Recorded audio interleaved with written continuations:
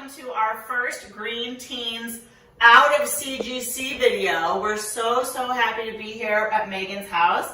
And Megan was one of the first people that ever introduced me to soil-free gardening. I've always been a dirt under the fingernails girl, but I have really been captivated by the unique gardening system that she uses. And so I'm really pumped to introduce her to you and have her tell us a little bit about what she does.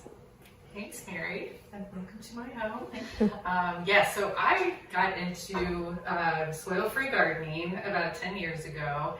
I'm a health coach, and I was looking for ways to grow my own food and eat healthier. And we lived in a pretty urban environment and did not have a lot of space to do that. And so I got into vertical aeroponic farming and just fell in love.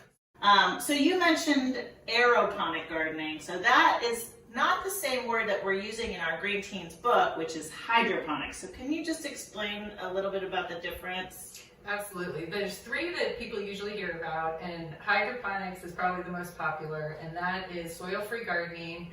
The roots of the plant are always in a nutrient solution. So they're always wet. Here I can show, this is a simple one. But the roots will hang down and go into the water, and they stay there all the time. And that works great. But they were finding that it could grow even better if the roots were exposed to air, so that people were pumping bubbles in and trying all these different ways.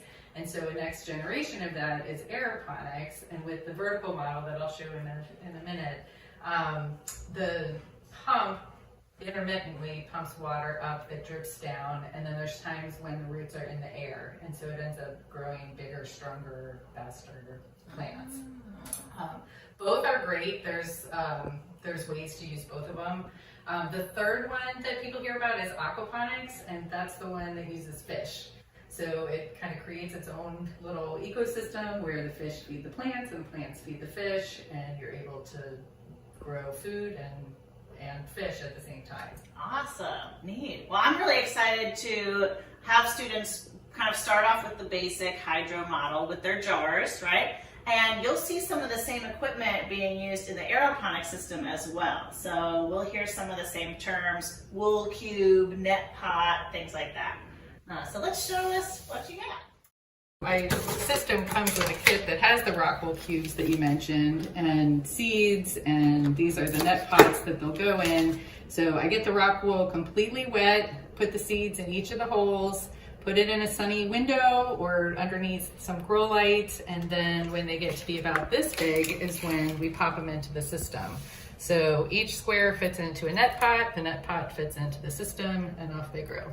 Wow. So could you just keep growing them in this wool cube? No. For a while, but they will not get big enough to eat in here. They won't be getting everything that they need.